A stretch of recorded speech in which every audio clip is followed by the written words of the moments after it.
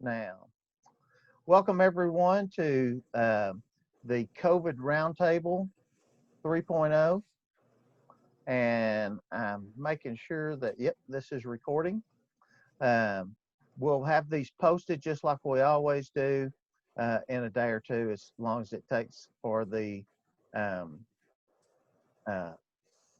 video to render. And so this is July 19th, 2 p.m. and the CTE COVID Response Roundtable series. Many of you, I'm sure, feel kind of like this bear that we're all in the crosshairs. And I thought you might could use this to kind of take some advice from this bear, because he seems to have it figured out. Just point at the other bear and maybe they'll move the crosshairs. Welcome to Team Awesome. I hope you can see that.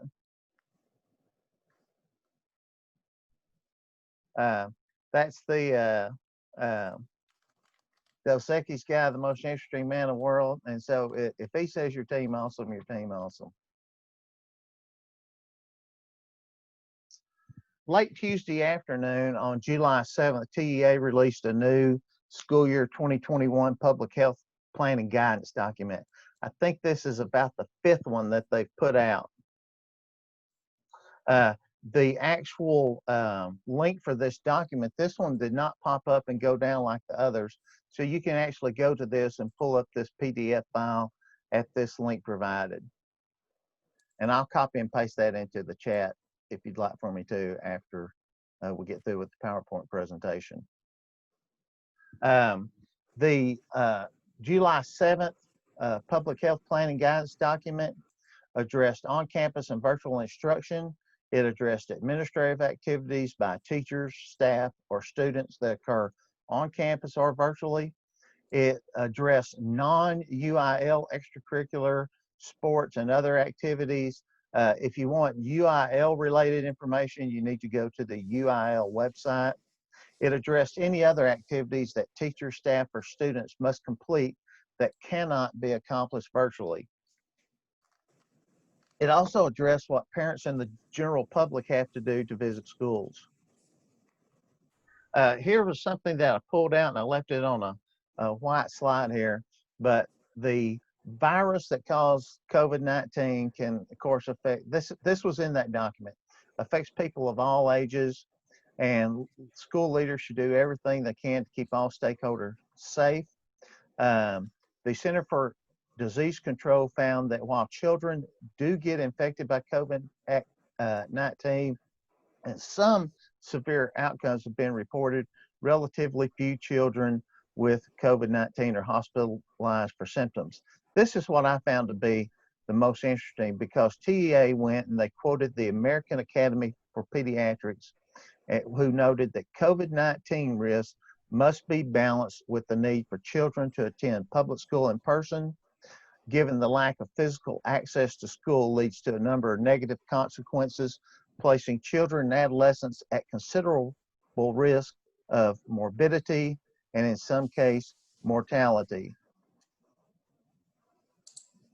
And I put all that in there because after reading that and having seen that quote in that document, in my mind, TEA plans to have school, period. I don't think there will be a back step to not having any on-site instruction.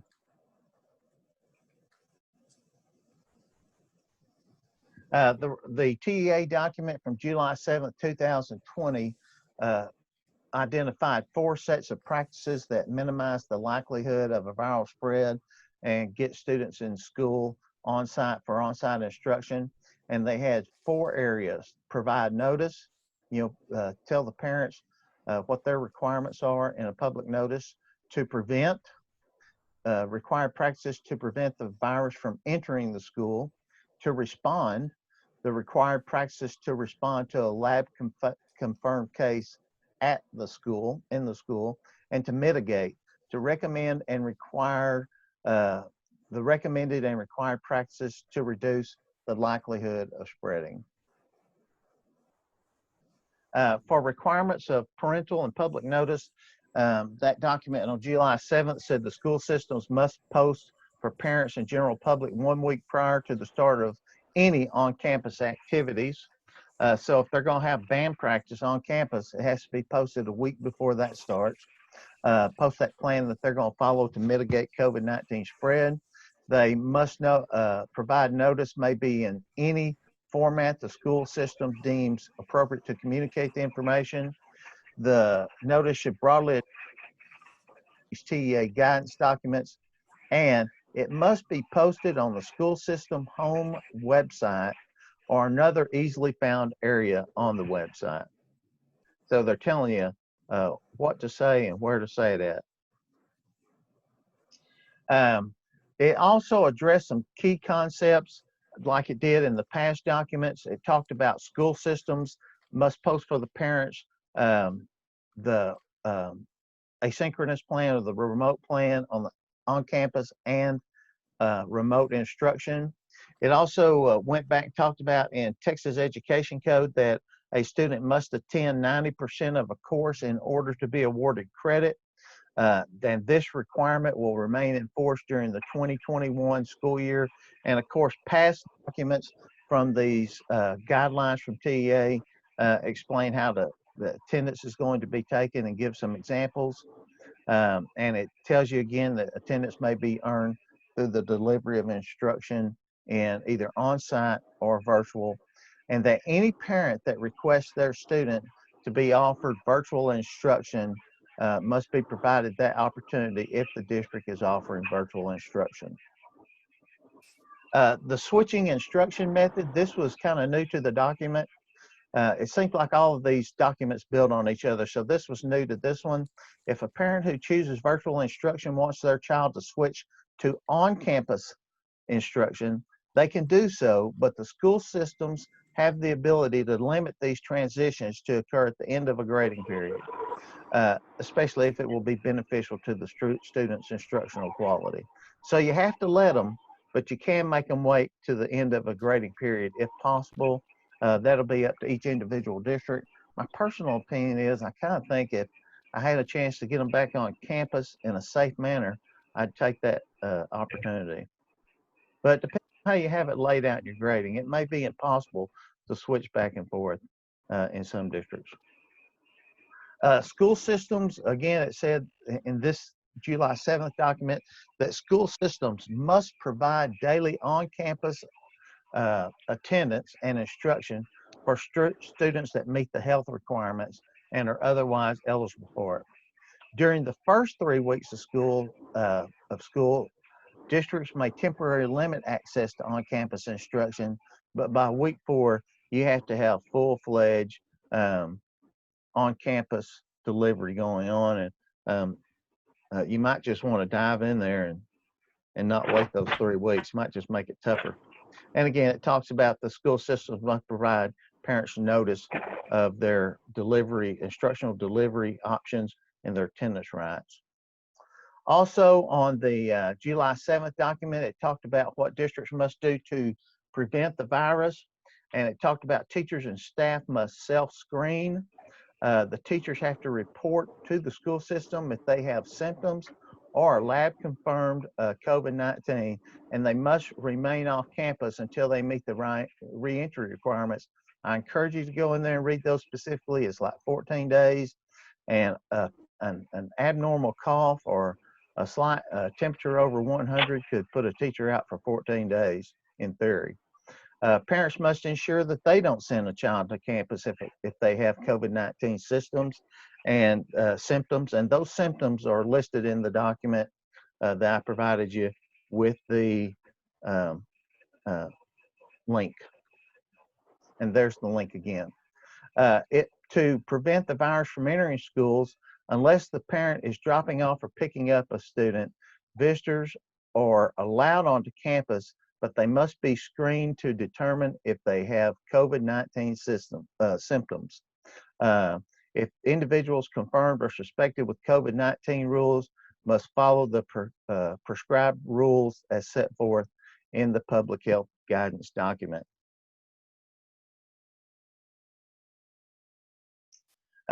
What will districts do to respond? Well, number one, They have to follow all FERPA and American with Disabilities Act and all legal notifications, but they have to notify the local health department. They must close off areas that were heavily used by individuals with lab confirmed cases, and consistent with legal um, uh, and student rights. They must notify parents, just like any other communicable disease. Um, they must notify all teachers, staff, and families of all students if a lab confirmed case is in the school. To mitigate, these are practices that will reduce the spread inside the school. There's health and hygiene practices in general, detailed cleaning practices, student and staff hygiene, for example, sanitizing their hands constantly or as much as possible, especially when you're fixing to come into contact with commonly used areas like a lunchroom. As a matter of fact, they even suggested that a lot of districts will just have lunch in um, their classrooms. Increase airflow when possible, open windows on buses, open windows in the classroom, meet outside when you can. They gave a whole bunch of specific language to use for making sure that you're in a place that's not conducive to passing on the COVID-19. Also, they talked in this for the first time about masks. They said that schools are required to comply with the governor's executive order regarding the wearing of masks. School systems may require the use of masks or face shields for adults or students when it's developmentally possible. And I think this wasn't in the document, but I think the governor's order said any student or any kid under the age of 10 didn't necessarily have to wear a mask because it's not developmentally appropriate. Again, more key concepts: social distance when possible, which is a minimum of 6 feet apart. And where it's not possible, you should plan for more frequent hand washing and sanitizing, and consider methods to increase the airflow, like opening windows from the outdoor if possible. Please note that what we're looking at right now is a very broad overview meant to initiate discussion. Take the time to read that complete document. It'll be important to you as you open up in the fall. It's the law, like they always say, the law. Here's the best of the rest of that document.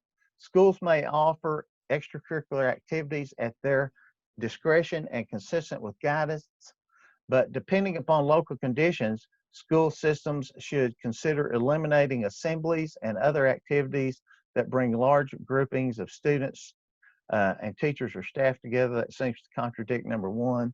School teachers and staff should be trained specifically on these protocols. I think that's probably the best thing you could do, is show that you've trained not only teachers and staff, but students too. And school systems should attempt to reduce the number of in-person staff meetings.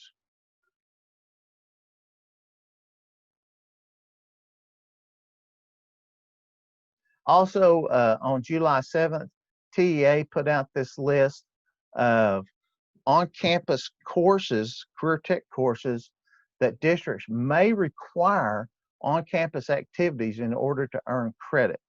So this is a list of courses, and again, it's just a recommended list. Districts can make their own list, but what they're saying is districts can require students to come on campus to complete certain activities for these courses.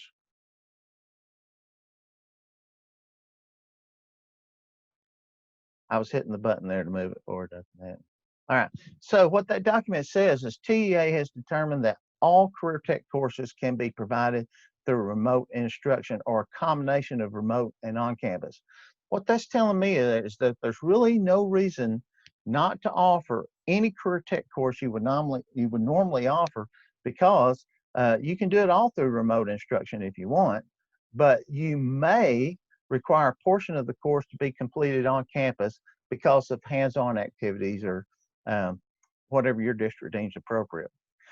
This list was created as a recommendations to help districts with planning on-campus time for students during periods of remote-only instruction. Districts may determine the appropriate amount of on-campus instruction needed to meet the teach and award course credit. Districts may decide additional CTE courses need on-campus instruction, and they have the flexibility to make that determination. So all that document was just a recommendation, just something for your district to go by, but it's certainly not etched in stone.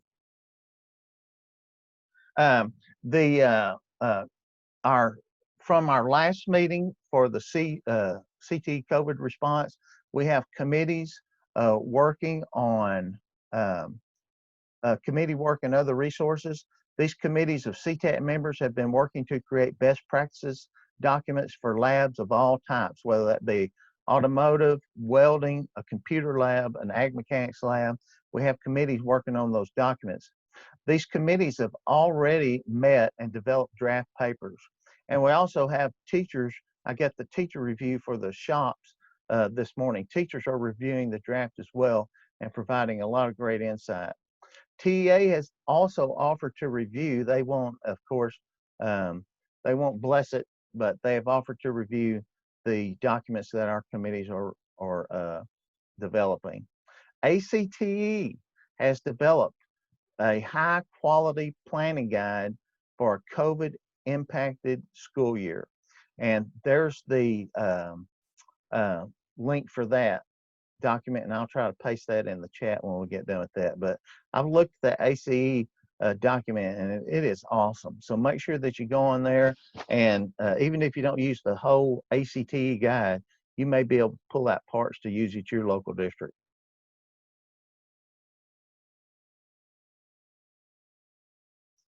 I guess this kind of brings us to the discussion part. One of the things that I think I've had a couple of emails from a couple of different members this week, and this is the big thing. What are districts doing to plan, what are districts planning to schedule on-site activities for students choosing remote instruction? So I thought that'd be a great place to kind of start the discussion. And I'm going to stop my share now and get back in gallery view and kind of open it up to the group here. What are districts planning to do to bring students back for on-site activities that have chosen to do completely remote instruction?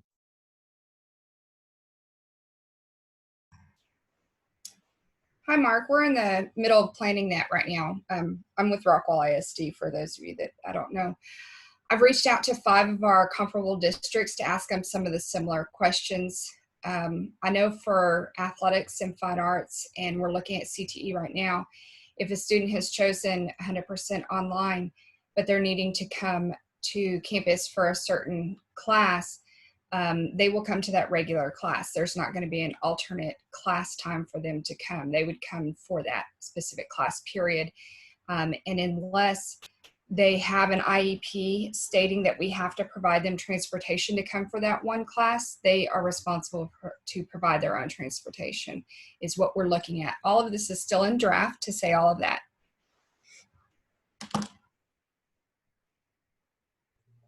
Mark, I'll give some input from Cleburne ISD. If a student chooses the remote option here, they forego any extracurricular activity.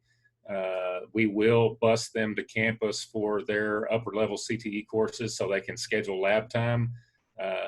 And knowing that if they choose the remote option, they can toggle back and forth. Our policy is going to be congruent with what TEA said. They've got to stay there for a 6-week period. They've got to commit for the grading period. So a student could potentially be first semester all remote, and then the second semester come back and attempt to play baseball, even though they would have missed all the off season. So that's kind of our stance on it. Mark, how are you going to work? Are they coming on the bus in the morning and staying all day, or they can come just for 4th period, or how is that working? My transportation director works very well with me, and he said, you get me a list of kids and when they need to be there, and we'll make sure that they're there. So, so we're just small enough to be able to do that. I mean, we've got about 2,000 kids at the high school, so they, will work their best to be able to do it. They're going to have bus drivers sitting around with potentially less to do than normal. So hopefully we can get those kids up here at the appropriate time. Hey, Mark, Allison said that they were going to make them come during the period. Like, Allison, if I heard you right, like if their welding lab is normally third period, then they have to come third period to do those lab activities. And so are y'all going to require that, or are you guys going to have a separate lab time for students choosing remote instruction? We aren't going to have a separate time, which may sound counterintuitive if they're worried about coming to school. But we think that the labs are big enough that we can socially distance them in the lab and let them, you know, get what they need in order to work towards an IVC. So, but it won't be in isolation. They'll be with other kids.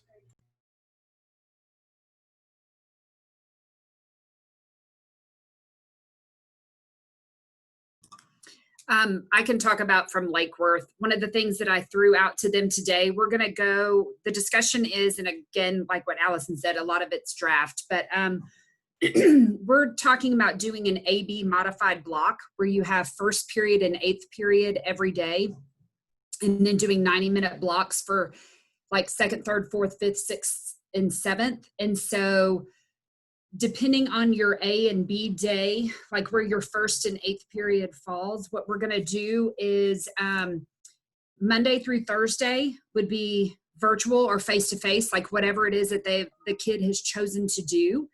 And then what we'll do is on lab days, we'll do those on Fridays.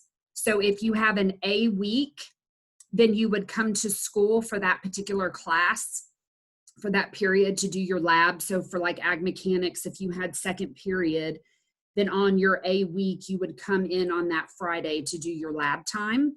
And then because first and eighth period is every day, the first period would follow A week and eighth period would follow B week.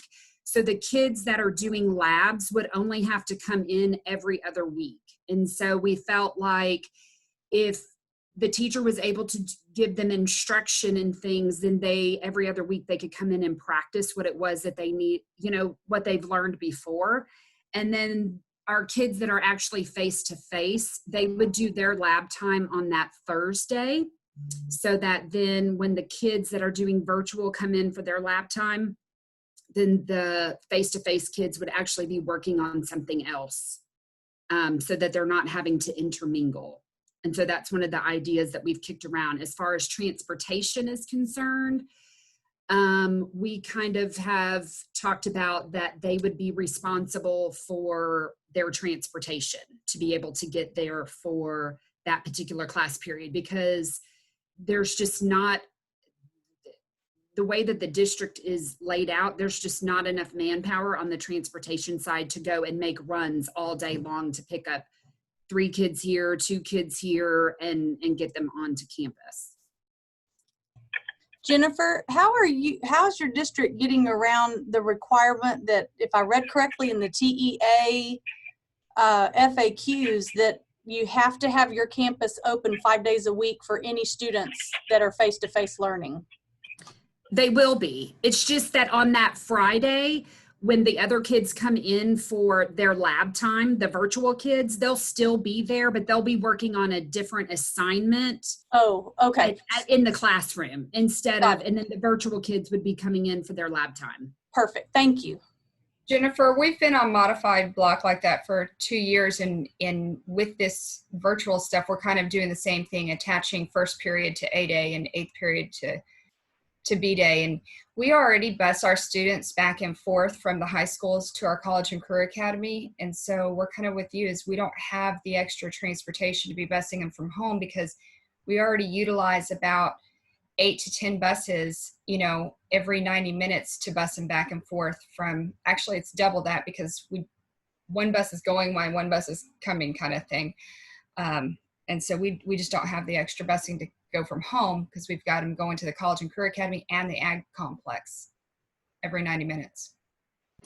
Yeah. And so one of the things that we talked about, because, you know, since TEA put out there that you've got to send the letter to the parents to let them know that this course might require face-to-face, is that we're going to go ahead and try to send that out next week to let them know that that is going to be one of the requirements, so that if they want to go ahead and start having that conversation with their counselor about changing their schedule, then it allows us the opportunity to do that before we send out the actual, final letter 2 weeks before school starts on whether they're going to go virtual or face to face. Is that if their parents already know that they do not want them to come to school and they want to do the virtual, then it just allows us that additional opportunity to start working on those schedule changes now instead of having a massive influx 2 weeks before school starts.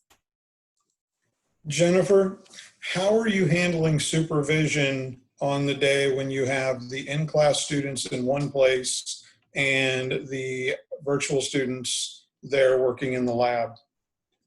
So one of the things that I've talked with my teachers is that a lot of them have tables, or, like inside the classroom. And so what I've asked for, depending on however many kids sign up for virtual via, in person, is that some of our shops are big enough to where we could set up tables, like fold out tables with fold out chairs inside, and then try to space them throughout the lab. So, if you have a ag mechanics class with 15 kids and let's say 5 of them decide to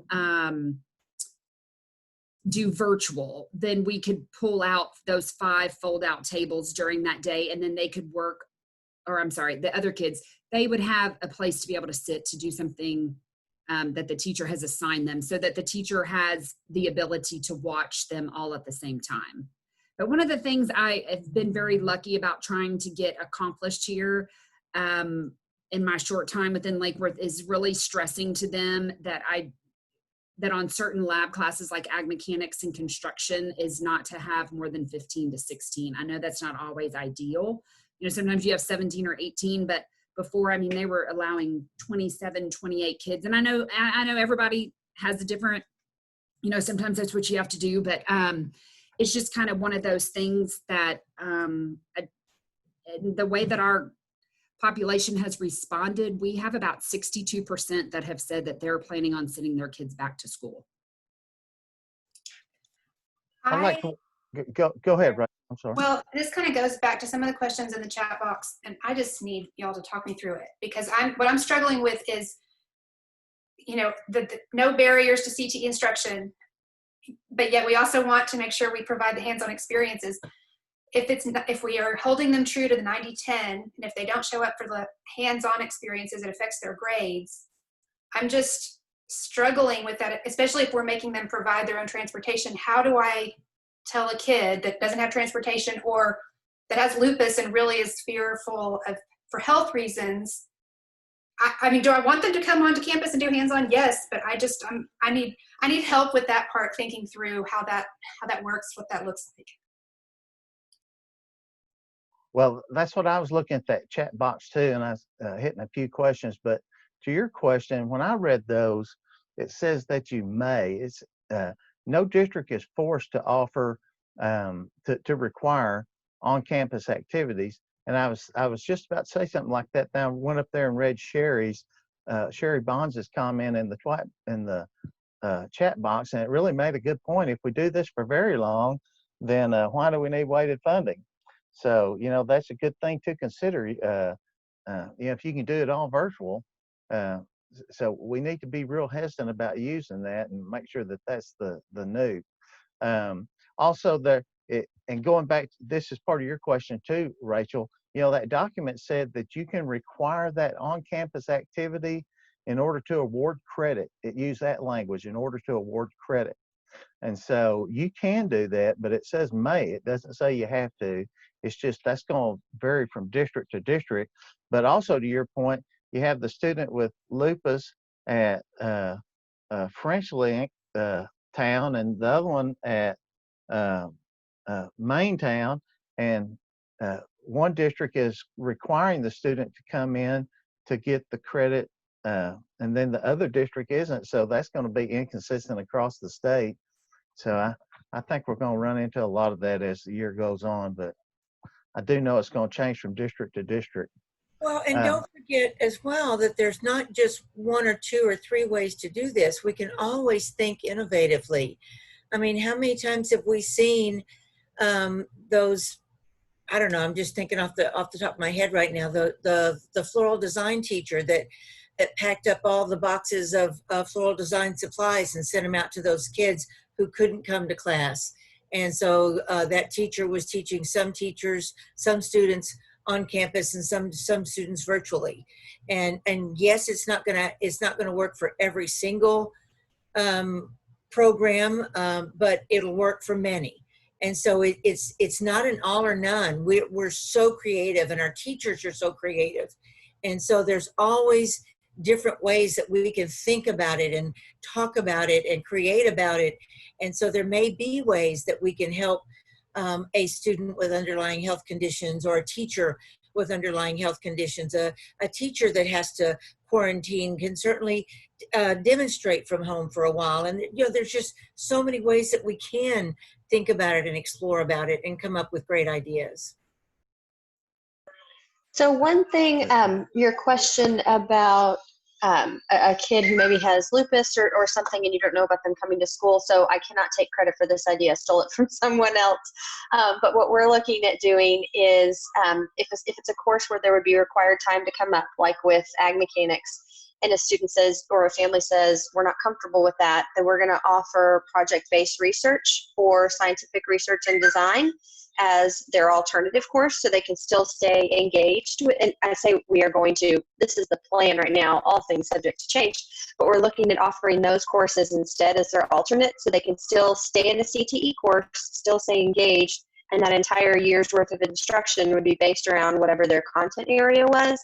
And that's kind of a twofold. I'm afraid to do something that's very lab intensive, that would then be a prereq for the next level of course. So then we'd have this group of kids coming into, let's say, facilities design, who should have taken ag mechanics. You got half the room who can weld and are blueprint experts, and the other half, we're just glad that they showed up for the second year course. So it'll delay things, but it'll still keep kids engaged. We'd still get weighted funding. If it was a double block class and they're going to a single block, you're not getting as much, but that's one option. I don't know what anybody thinks about it. It doesn't work into a program of study, but our incoming freshmen, for the most part, will all be in principals classes, and those can definitely all be done from home. That project-based research at SRD, those are really advanced level kids. So we're looking at the students who were just concerned about an endorsement. And I think if I read all that language right, it's okay for endorsements. It's just not okay for programs of study. So Sherry, use the ag mechanics scenario you just outlined, would the ag mechanics teacher still be the teacher of record for the project-based research, or is somebody else taking that class? Who's developing the content for that? What does that look like in your mind? This is early, Ashley. Those are good questions. I think it'll depend on what scheduling looks like, right? If we have the majority of our kids in ag mechanics and they all want to show up in person, and it's like that across different content areas, we may have one consolidated teacher who needs a class period filled, and they're the project-based research, because project-based research in my mind is really more of a facilitated class. There's not as much direct instruction. And so you help the kid come up with whatever their project is and get their plan done. So I don't think it would necessarily have to be their actual teacher. In my mind, it's that teacher who has that open gap, and they take on, these random kids. But the project could still be flavored after the pathway they were in, for example. Oh, absolutely. Yes. Okay, cool. Absolutely, Ashley. And that happens in my tiny districts a lot, where we have that junior or senior student that doesn't have room in their schedule for a 2-credit course, but they really want to stay in that program of study. And so my tiny little districts will decide to do project-based research instead of a practicum, so that student can complete that program of study in spirit and still be able to, and they just stack it with that same teacher. Yeah, I really like that option. That's good thinking. Has anybody heard anything about the 40% requirement for labs for those that count as sciences? So my big concern right now is pathophysiology, medical microbiology. So, yes, so they posted a different list on the attendance page, that dropped on July 7th. There was a list for CTE teachers, and then there's a list for other classes. to be considered. And the interesting piece is, because I thought the same thing, I didn't see anatomy or forensic or patho. When you go to the second page and they have secondary science courses, those 3 classes are not listed. So it is biology, chemistry, IPC, physics, aquatics, earth and space science, environmental systems, and then your AP biology, AP chemistry, AP physics. Now it does say that none of the science courses are necessarily required to be present for a lab, but it does say, however, all of these courses have some equipment that students are expected to engage with. So they're basically saying you don't have to, I guess, necessarily have them there, but there might be certain supplies that you need to provide for them individually so that they're able to do those courses. But I was a little surprised to not see those particular courses on the CTE list myself. It talks Jennifer, about some fine arts classes, science classes, and certain PEs. And it's either on the button that says academics or the one that says like instructional continuity. I can't remember. So Sherry just posted the link to it in the chat, which I had seen that and sent to, some of my counterparts in science and everything. But same thing as Rachel, it doesn't address that 40% lab time. And that's what I was talking to the science coordinator about. I'm like, what do we do? A lab can be virtual. You can still Here would be be my doing question. work. I wonder how like TXVSN gets away with that. A lot of those curriculum, they have virtual labs, like Lisa was saying. They'll have, I guess the regular classroom, and then they identify it as a lab component. And it's nothing hands-on. It may be all computer-based, but it is considered the lab component of those classes. Think about like an online dissection. There's a lot of the stuff, and there are a number of the CTE-based online curriculums that have started to heavily build in virtual components, and there's some of the ones that are kind of advertising out. I'm guessing at CTAP there'll be some of the ones that you'll be able to check out when you go in to see things that are offered. But a lot of them have started to build in, not only just because of this, but because of there are places where they don't have enough students that they can afford to purchase the equipment, like virtual welders and certain things like that, where you can do different pieces of practice of it and then maybe only have to go do it with the actual materials once or twice, so that you're not using the amount of stuff. And so that would still count as lab time.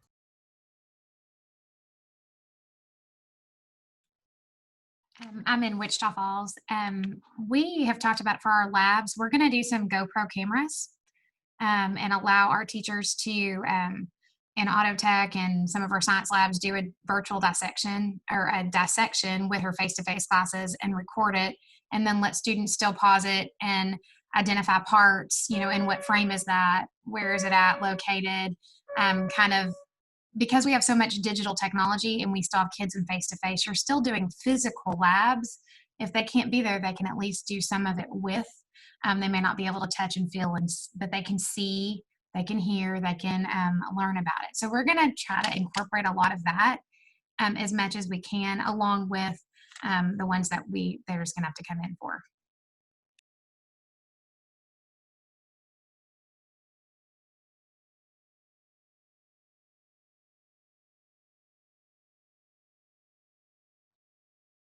Like Ruthie was saying, I think that all of the districts are going to have to use every little piece of magic they can pull out of their hat this year to get this pulled off. But from listening to folks in this room and talking to some teachers recently, I'm confident that it's going to get pulled off pretty well.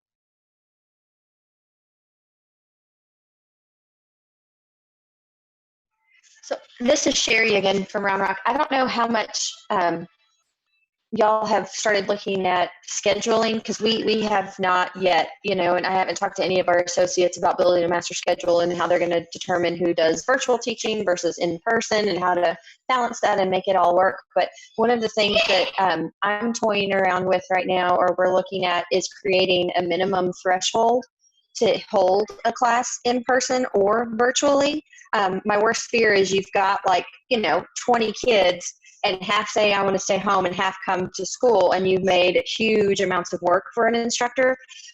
Typically, our load is a minimum of 18 to have a class make for a school year. And so I'm making that suggestion to our district that we still continue that and maybe modify that number to something that sounds more reasonable, but have that minimum threshold so that you have enough kids at home and enough kids on campus to make it worthwhile to have both. If not, that's a way for us to be able to say, you know what, families, I'm so sorry, we won't be able to do the virtual or the in-person because there's just not enough. We don't have the bandwidth for it. And then again, using that project-based research as the fill-in or the alternative course. But I didn't know if anybody else had been looking at scheduling and thinking about how CTE teachers are going to handle it. Because, obviously, if you're a first grade teacher in a big district, it's a lot easier to be the full in-person or the full online. But when you get to those specialized CTE classes, it gets a lot harder with singletons.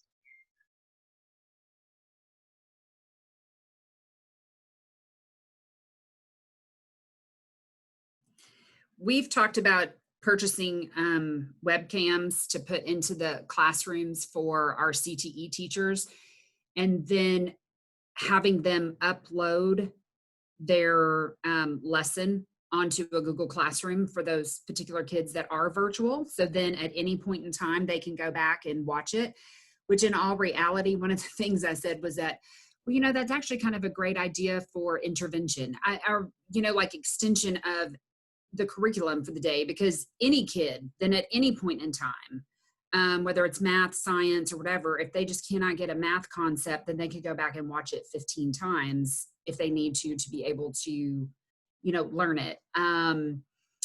But our district has said that every teacher has to come to school.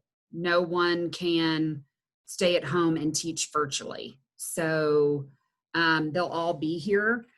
But as far as that part, we've kicked around the idea of then scheduling some to be just over the online virtual kids, and then the ones that, having all of the face-to-face kids together to make smaller numbers throughout the class. So we're still kicking around that idea, but I did talk about the webcams or things or even a Zoom where they can turn around and record their self and then post it, to Google Classroom so anybody can watch it at any time.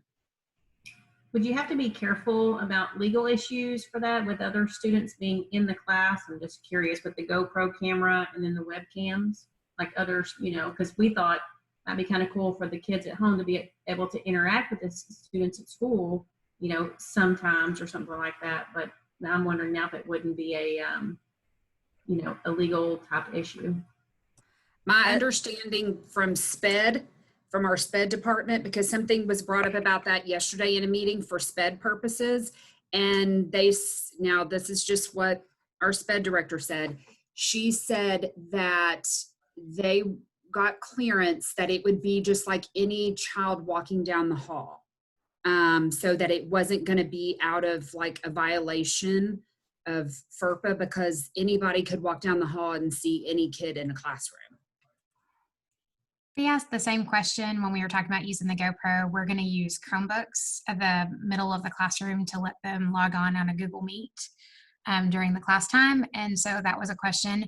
As long as that is the only person who has access to that is that class for that classroom instruction, and it's not published online for anybody to log into, we were told it's fine because it's considered part of a select group of people. Not everybody can see. It's not for public viewing. It's only for that particular group or that class. It would be just like anything else inside. We just couldn't publish it like online. You couldn't put it on your website. You couldn't put it anywhere else.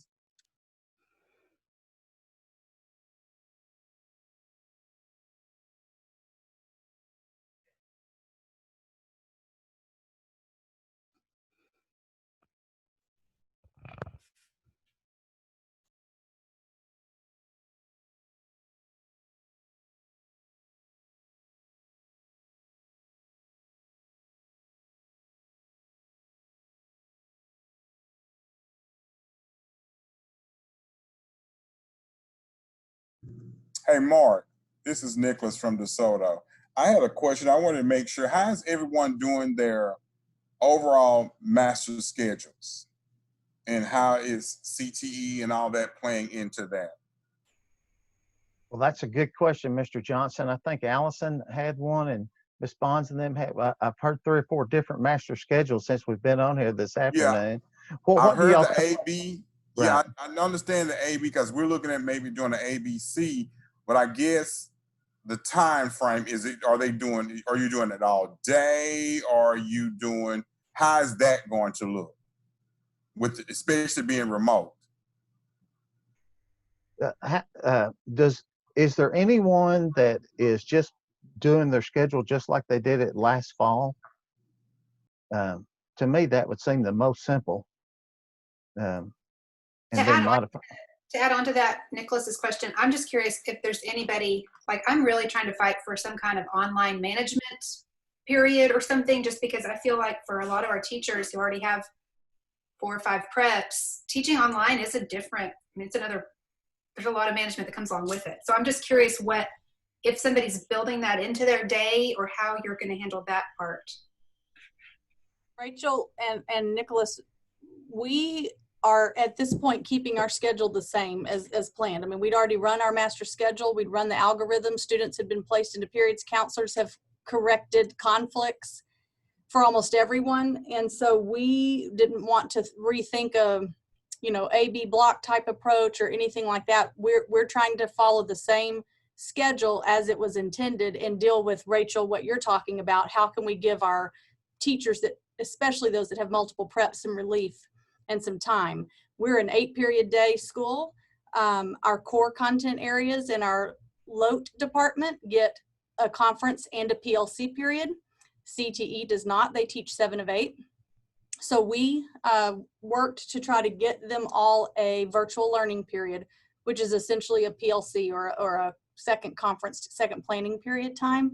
It worked for about 80 to 85% of the teachers, but there were a remaining 15 to 20% that I could not make it work. We absolutely couldn't do it and not push kids out of the courses they'd selected. The problem it created with the teachers that we could make it work for is that it took their other classes and overloaded them. So you ended up with, anywhere from 28 to 34 students in each period, where if you're in a computer class and you only have 24 stations, what do you do if that, in a particular class period, you have more in-face learners than you do virtual learners? You can't even guarantee per period how many kids will be removed from the environment because they're learning virtually. And if they can come in and out, there's just no way to level and balance classes where it's going to be fixed for everyone. So it overloaded classes. It also ended up closing every single elective, where new enrollment students, they have nowhere to go now because we've already overloaded our teachers.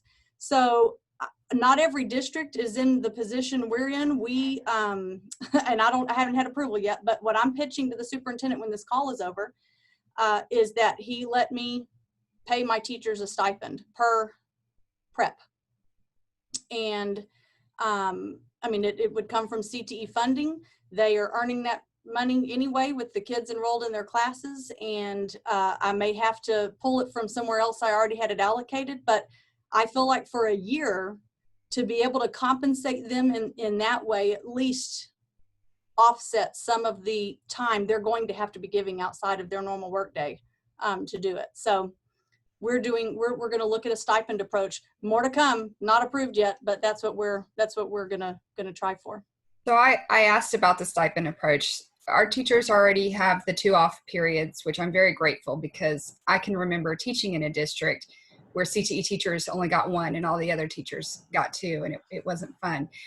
But also as a building principal, I'm going to be looking at not requiring my teachers to do as many PLCs as they had in the past. So lessening that load to be able to do, their online work for teachers, for students, to helping with that. I've also been working with the other 2 principals that we have CTE teachers on those campuses, because they're not like the English department where they have multiple teachers that can share the load. You got 1 law teacher on each campus kind of deal. But Ashley, that's a good idea of coming back and saying, okay, what if I pay for it out of my budget? Can I give a stipend? Right now, money's tight, and they're not offering to pay anything. So I don't know. Stipend sure would be a morale booster in this time. I wonder if Ashley or Allison or Rachel or Mr. Johnson, I wonder if being able, you can hire clerical people out of your Perkins money. I wonder if hiring clerical people just to help handle some of the logistics would help teachers out during the fall. We brainstormed that as well, like instructional support positions. That would be a paraprofessional type position. Although that helps with the asynchronous attendance checking and whatnot, I mean, you'd have to have, maybe 1 to 10 ratio. I don't know what would be practical in the district, but for the amount I can cover stipends, I could hire 3 instructional aid positions. And to me, the stipend still, I mean, the teacher is still having to do all the content creation for multiple preps and whatnot. The stipend to me seemed to pass along the reward to the individual teachers more so than they might feel if an instructional para was just checking attendance and doing some clerical type work and logistics on the back end, that the teacher might not feel as if that was as much support. So I'm pushing the stipend approach, but we did think through the para approach. That wouldn't be a bad idea. I have not thought through that, but I do have stipends set aside, so I could actually go back and relook at how to utilize stipends across the board for teachers that have to do extra, where those that are already on, a stipend won't have to get as much, but kind of balance that out across the board for the next year. So that'd be a good way to look at that too.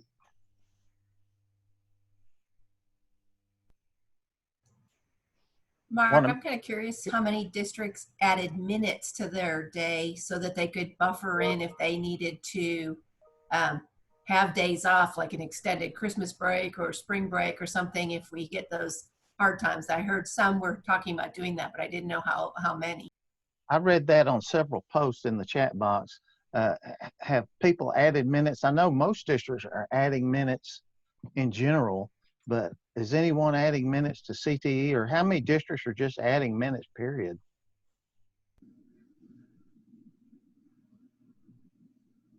Rachel, y'all added 15 minutes per day?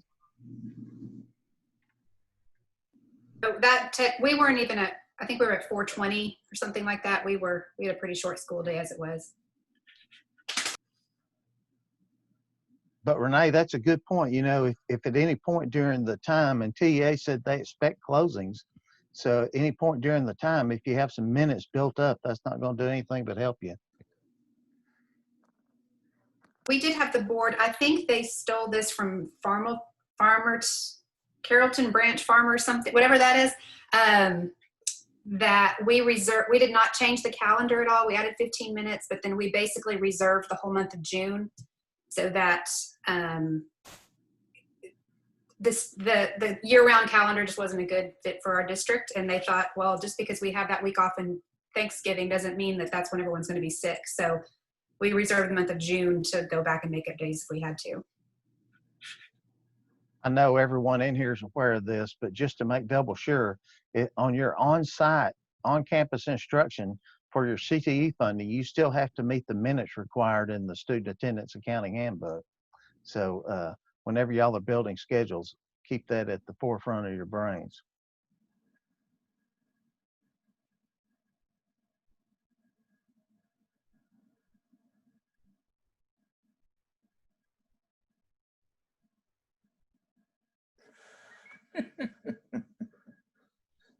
Miss Crow, I'll tell you one thing. One of my favorite things to do as a CTE administrator was to stand out in the hall and talk to the teachers between classes and as they were going in, and that just kind of made me feel good all day.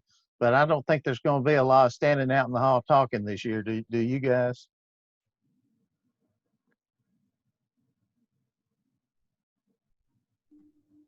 So this is Robin. I'm still curious about teachers. For those of you who are going to have students on campus, even if it's a reduced percentage, are you getting any pushback from your teaching staff? And what are those conversations like right now?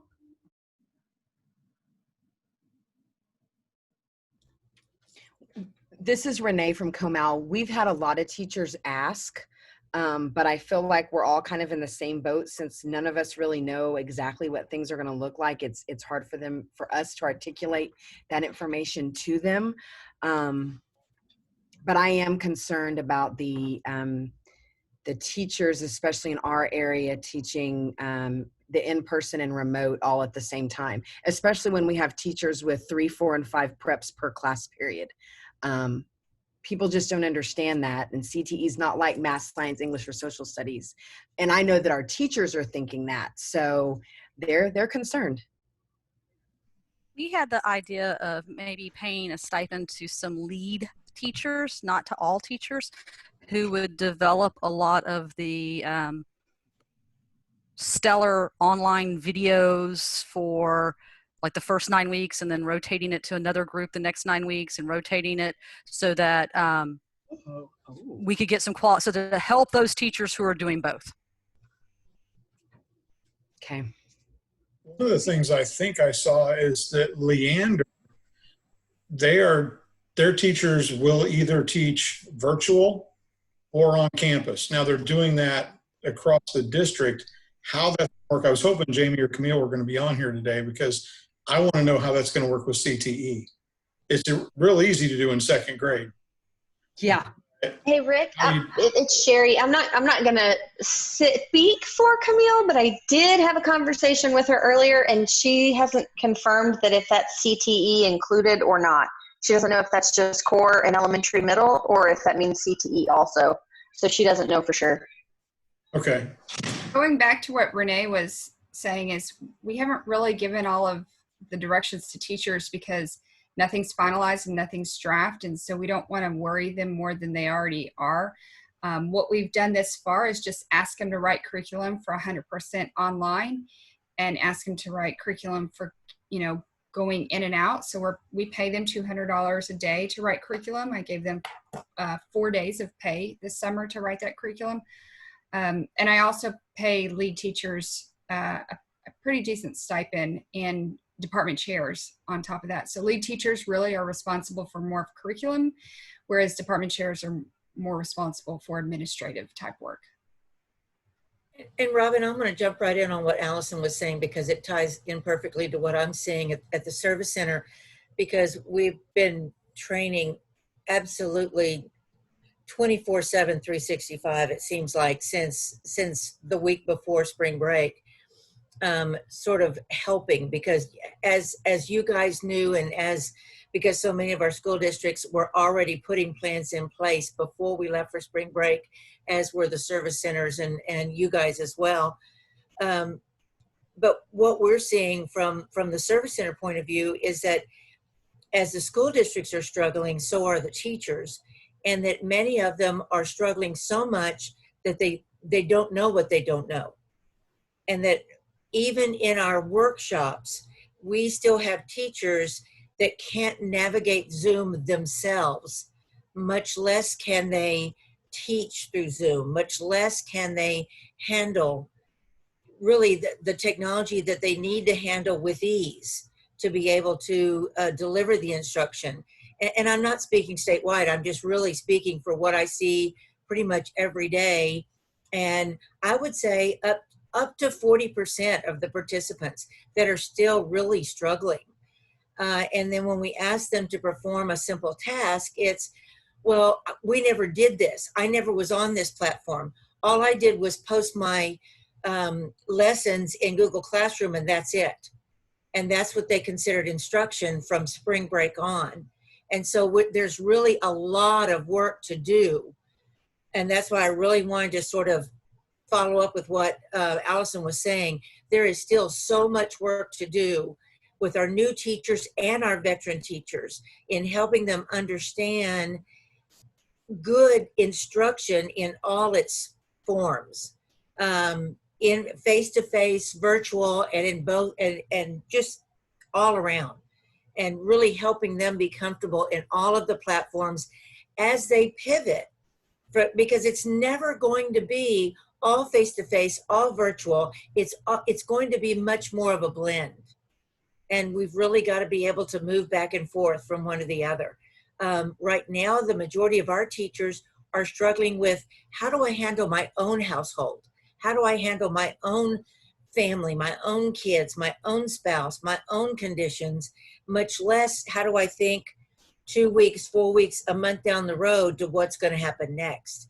And everybody's just really in crisis mode right now.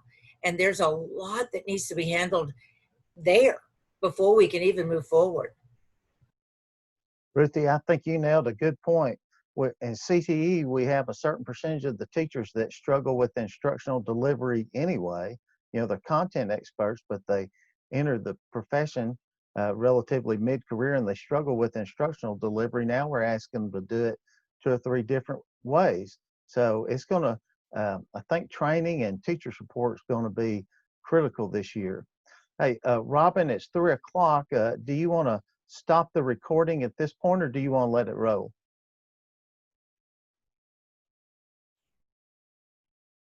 As long as the group's still going strong, let it roll. We'll get in trouble if we don't catch everything.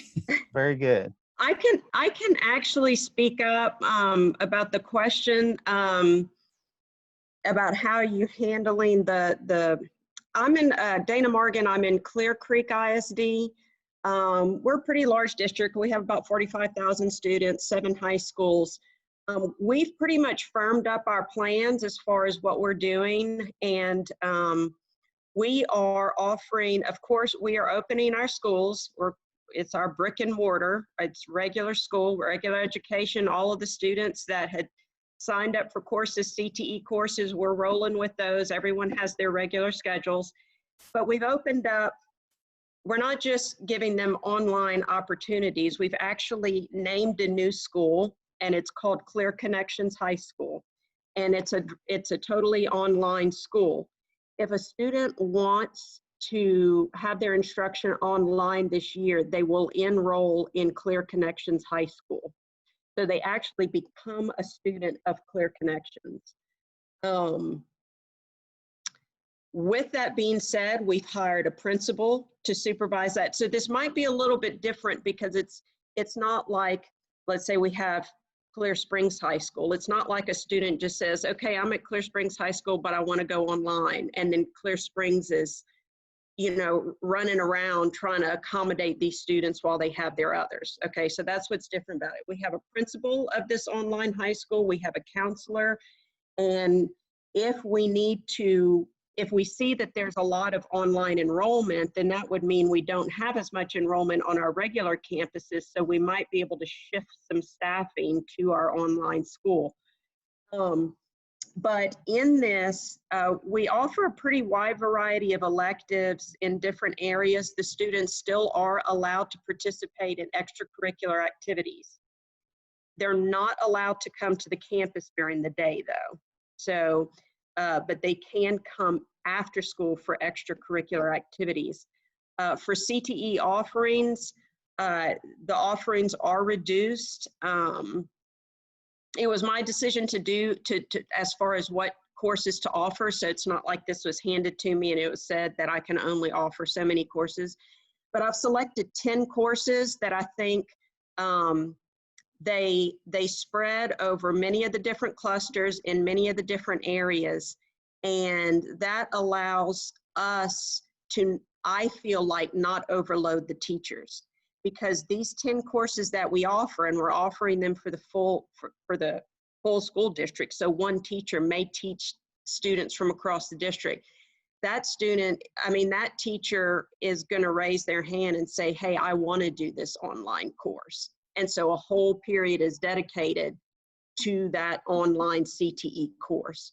And that if the teacher doesn't feel comfortable instructing online, then they don't have to.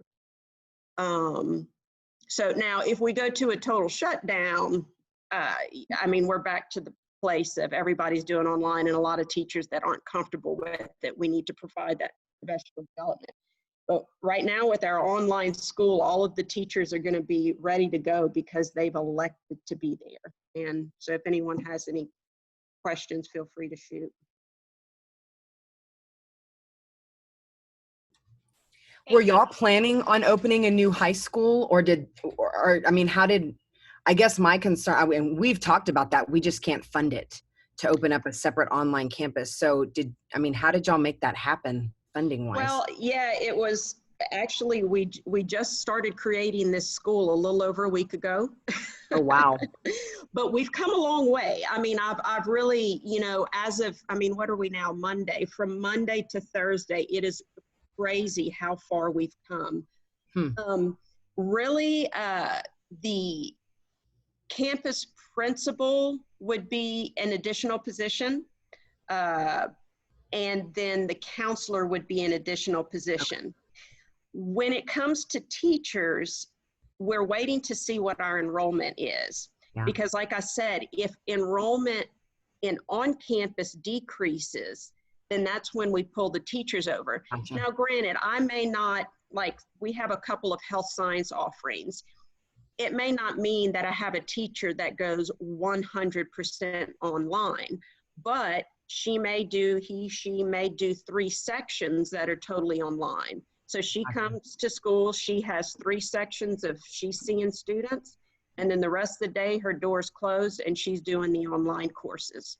That's cool. We're just opening enrollment, so this is just the first wave of it. And it's going to be, we don't know. We may have 300 students enroll, we may have 3,000 students enroll. And so that it's going to be a big, staffing is a big question mark until we see how many students are actually going to elect that method. Okay. So Dana, speaking of electives, what kind are you able to offer with that model? Well, what I've done, the ones that I've selected in our district for participation in CTSOs, I know it's traditional for FFA that students be enrolled in a class. We've done that, but we actually do that with all of our CTSOs, that students have to either have taken or currently be enrolled in a class related to that. So I've made sure to select courses from all of those areas. So, I could send it to everyone, but also if anybody has any, we've got our model pretty much, we've got our plan shored up. So if anybody wants to check out what Clear Connections looks like, you can go to the Clear Creek ISD website. And we have a whole website, a piece of that built out for the school for Clear Connections. It shows what it looks like, what the expectations are of the students. It's all synchronous learning, not asynchronous. Okay, so if a student signs up for Clear Connection, he has a time to log on and see his teacher for first period. He sees his teacher second period. He sees his teacher. I know that's a little different because a lot of districts are providing asynchronous models, but this is synchronous. But also on that website, it shows there's a course selection worksheet. So you can see all of the things, if you're curious, even outside of the CTE offerings. You can see CTE, you can see fine arts, you can see, but it is reduced. It's not what the regular campuses have, but it's pretty diverse. I feel good about it. We have business offerings, we have computer science in there, we have ag. I feel like, now this is the first year. I feel good with these courses in year 1. I hope it doesn't happen, but if we go into another year with COVID, I am definitely going to expand CTE online offerings because I would not want to continue with just 10 offerings. So I don't see, a lot of people are concerned with programs of study. One thought on that is, I hate for this to come across the wrong way, but we've got other priorities right now. I want to provide the education that we do provide. I want it to be quality. So no, and on a regular campuses, we have 100 different CTE courses that we offer, okay? If I tried to offer 100 CTE courses online, our quality would suffer and our teachers would have a nervous breakdown, kind of like what he was saying before.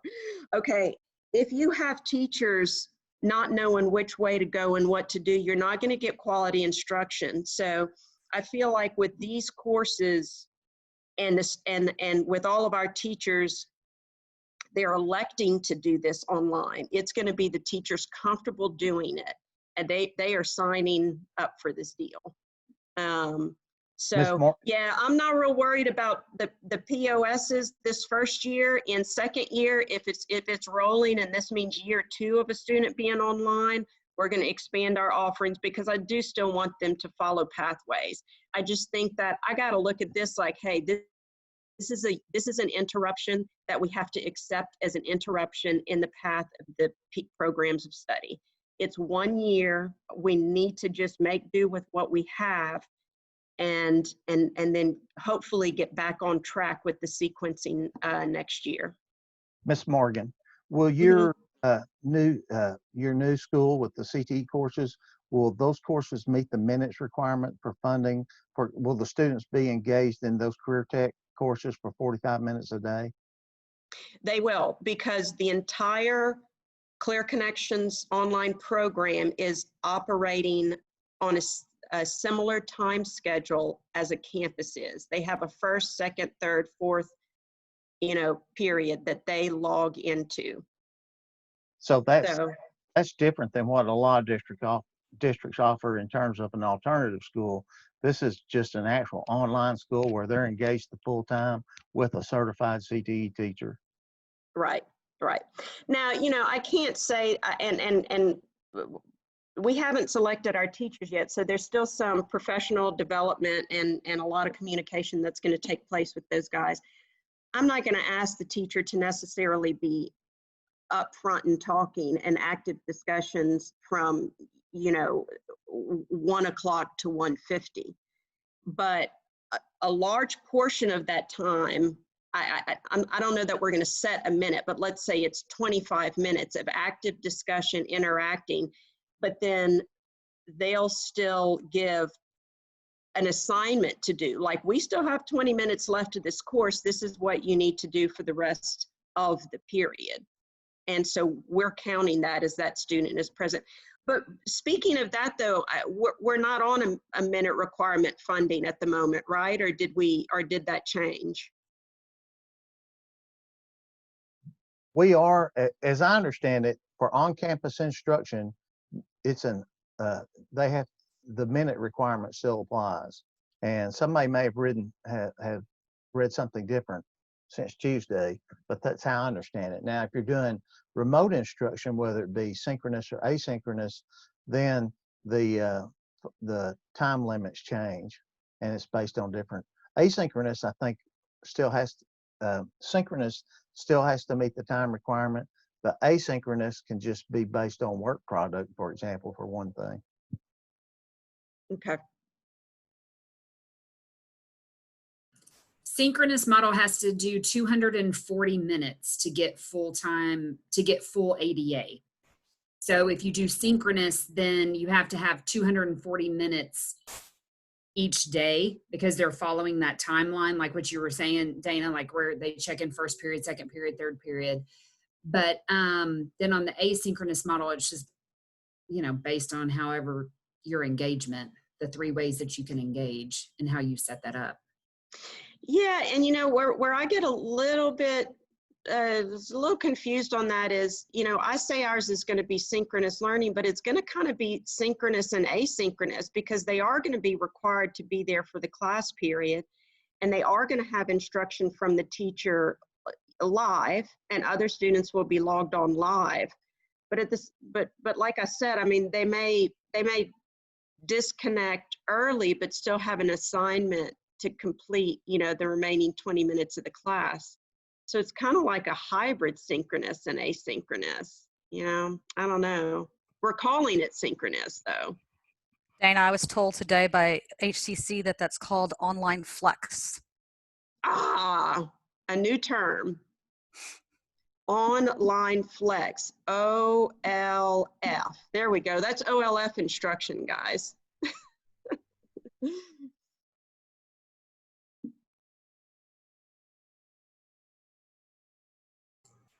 Are any of your districts doing anything to try to bring in additional subs for the start of the school year? If we start seeing teachers get sick and quarantine for 14 days, lack of bodies in the front of the classroom could be problematic? We've reached out to our local prison. Okay, that was great, Dana. That was good. I love that. I was going to try to do a couple of lines, but then I thought, oh no, they're recording this. This will be. let me stop. I think we all better brush off our teaching skills, because I think anybody that there's gonna be days that you're put in front of a classroom.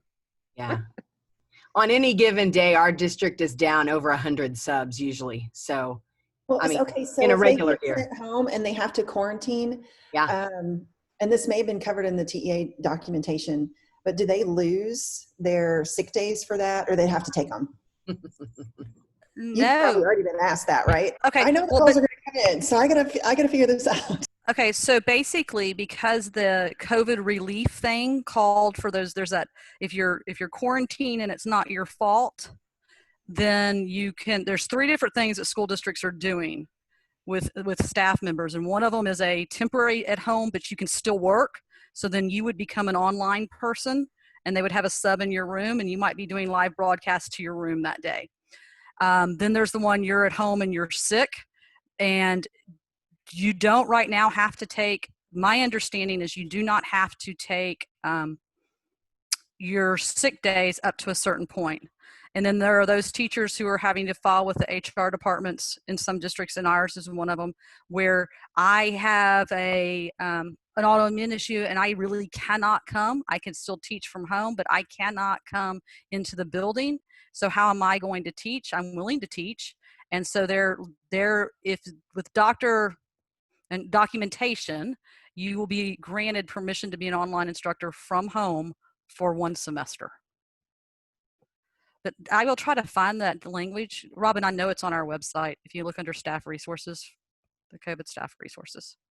The staff. I just sent that. I just sent a link for that very thing that you're talking about. It's just a short video that talks about employee paid leave and goes through the whole thing, pretty much what you just said. So Ms. Smith, is that just for your school, or did that come from TEA? No, well, it's from my school, but it didn't come from, I think it's, when you listen to it, I think it's federal. Employee Paid Leave Act. Yeah. Yes, it's federal. Yeah, I agree. I'll click on it and see what it says exactly.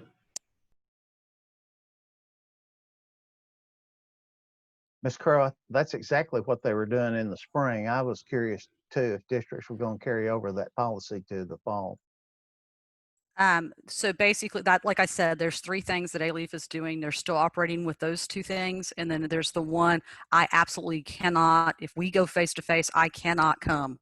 And so we've sent out instructions for them to start the process. You know, they're gonna have to have the medical stuff to support it to be able to, and we will do it by semester by semester. And then there will be if they lose their ability to actually perform their job online, then that's when they will go to these other 2 options. And then at what point they exhaust those, that they would have to go to FML. Ms. Roach just posted something in the chat box that said it only covers an additional 14 sick days. And I think that 14 comes from the guidance that was put out yesterday that said that a teacher, that tests positive or has symptoms, either has to come back with a doctor's note, or they have to stay out 14 days symptom-free. It also talks about only receiving 2/3 of your pay too. When you watch the video, it'll say that as well.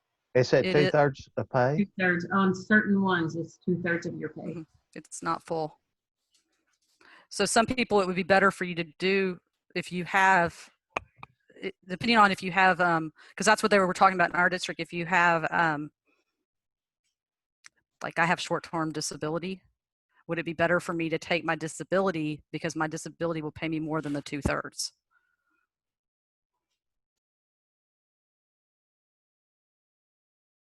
Mr. McClure just sent me a text and said Cleveland only pays 2/3 anyway.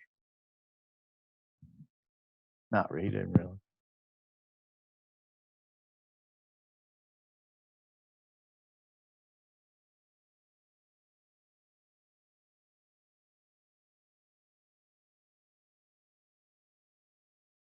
Does anyone have another burning question they'd like to issue to the group here, the team of awesome? What are other districts doing for their career prep students?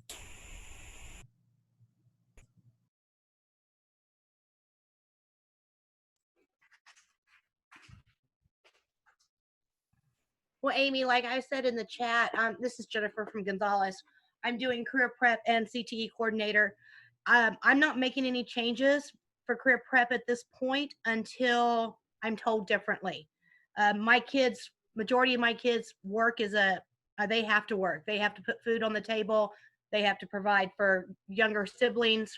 And I've got kids that work 60, 70 hours a week. So I'm not making any changes unless something comes to change.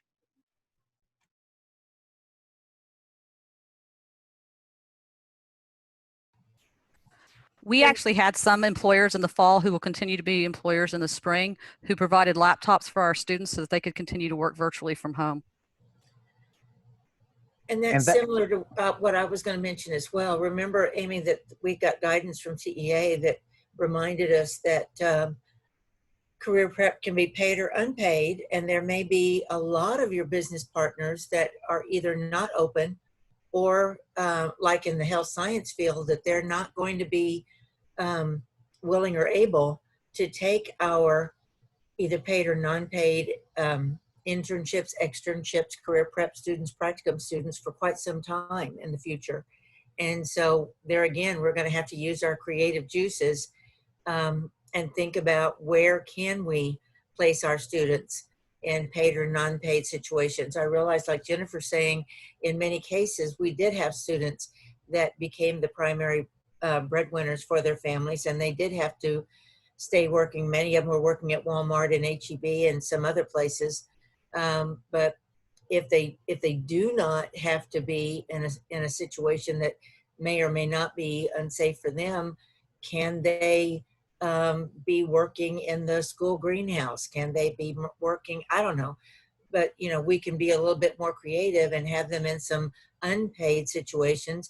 And exactly like Kim was just saying, that they can be observing students virtually. You know, we were talking about that in our CDA training this morning, that many of your child care centers will allow students to observe certain students, not all, if they have permission, virtually. And so we just need to have some communication and talk about some of those things.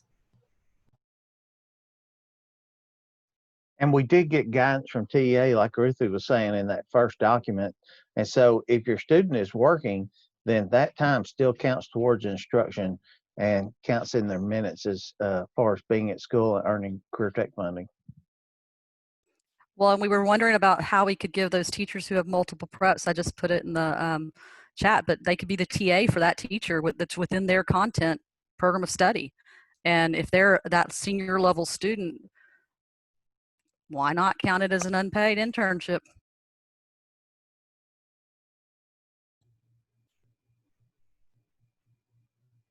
Has anybody thought about kind of along the same lines, for example, health science clinicals class, if students are earning CNA certification or some other type of certification and typically are getting a hands-on component in a clinical environment, what some backup plans may be, is likely our clinical sites aren't going to allow students? CNA is the toughest one because it requires that nursing home. But if you morphed to patient care technician certification or some of the others, that you can do it through more virtual things. You can do it through classroom lab instruction, and that is your practicum and do time. You know, they one period they're in the classroom, one period they're in, you know, your made up hospital room at the school and doing lab and count your practicum that way. And then they can still sit for those certifications. But CNA does require that nursing home component, and I'm not sure we're going to see nursing homes available to our students for this next school year. Ashley, we're still planning on going with CNA right now. with the guidance that you don't have to go to the nursing home. You can get your hours in your lab at the high school. I don't anticipate that that's going to change unless the nursing homes start letting us back in, because they've still got to get candidates. The bigger question to me on all that is Pearson ever going to start testing? We still got a group of kids that would love to get tested. Russell, where did you get that? Where did you get that guidance for that students could fulfill their lab inside the classroom? Formerly DADS. I can't remember the name of the. I always mess this up since they changed their name. Department of Health and Human Services, I guess. Yeah. No, they sent some guidance saying that students can meet the requirements within your own lab, and so right now we're planning to stick to that rather than switch to patient care tech. Ms. Hagar, I'm sorry. It has to do with the certification of your teacher, I believe, because our teacher right now is bringing kids up 2 or 3 at a time to freshen up those skills before they go and take their CNA test here in a week or 2. So I think it has to do, I could be wrong because I have been before, but I think it has to do with how that teacher is certified. Like our teacher is actually the one, I've been in a district before we had to contract out with others to provide some of that certification, but our teacher actually has the certification she needs to be able to certify our students. So I think it has to do with that. And Russell, Pearson released that they'll start testing coming this Monday, July 12th. We are testing that's happening too. Yeah. Good stuff. We had a Thank student certified with EMT, and it's basically they had not done their clinicals, they had not done their ride-alongs, but they passed their National Registry EMT exam.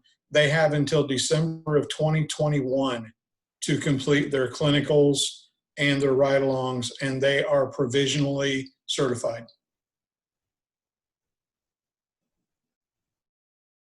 Ms. Hagar, your kids are testing on Monday. Have they already completed their lab work? They did. We were actually ready to test in March. As soon as we came back from spring break, they were scheduled to test. So they finished they finished their 40 hours early before COVID hit, and then 60 classroom hours. And so we held a review session today, and they're coming out to test our kids on Monday. And Lisa, that letter that you just posted, that's the letter that documents that the work can be done in the school lab? It was the one that came out March 20th. There may be more recent ones that have come out, but that was the one that started to talk, the conversations and the links to that even adults in programs, they were going to let them, if they passed the written test, they could start working without the clinical hours and things. So it had the information about the suspension and details of license and timelines and so forth in it.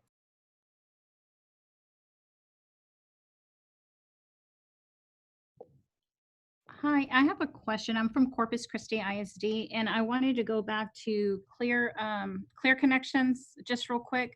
I know you, I don't know if you're still there, the person that is doing that virtual high school. Yes, I'm here. Okay, Dana, hi. I'm start my video, but I was eating a sandwich, so I hit everything. Okay. I have a question. I know you were saying that y'all created this high school, right? And then the students can actually still participate in the UIL. So are your kids still tied to their campuses? We have 9 high schools in Corpus Christi. So are you actually creating a Teams through high school, or you're connecting it and calling it a high school, but your kids are tied to either high schools? Okay, you were cutting out a little bit. I don't know if it was just on my end or if it was with everyone. Okay, but I think what you're asking, let me see if this answers your question. So are you saying like, because with athletics and stuff, they enroll in like if they're doing baseball, they actually enroll in baseball during the school day, they have an athletic period, and then they have the extracurricular part? Right, but like for instance, your students are with your Clear Connections, as one high school, right? But Right. then is it just, I mean, is that really, are you offering athletics at I Clear? see what you're saying. So we wouldn't have a Clear Connections football team. So that student would still be attached to their home campus. If they came from Clearbrook High School, they can participate on the Clearbrook High School football team. So it's kind of like a surface layer in a way. They are part of Clear Connections High School, but they're still enrolled, Clearbrook. right? They're still enrolled at their traditional high school. On the back end, however they need to do that technically, yes. Okay, that was my question. So it's really not, you're not creating this new, you know how, because at every high school or every campus has a Teams code that identifies that campus through TA, or Teams submission. So that's why that is creating a virtual online high school, but your kids are still enrolled at their respective 7 high schools. You're just basically putting it in one hub. Yep, that sounds like it. Okay, thank you. They can still have a separate campus number, but as long as the school doesn't have an attendance zone, then I think they have freedom to participate in UIL in their school from their attendance zone. Don't hold me to that 100%, but we dealt with it here at a STEM Academy, and that's how it worked. Thank you.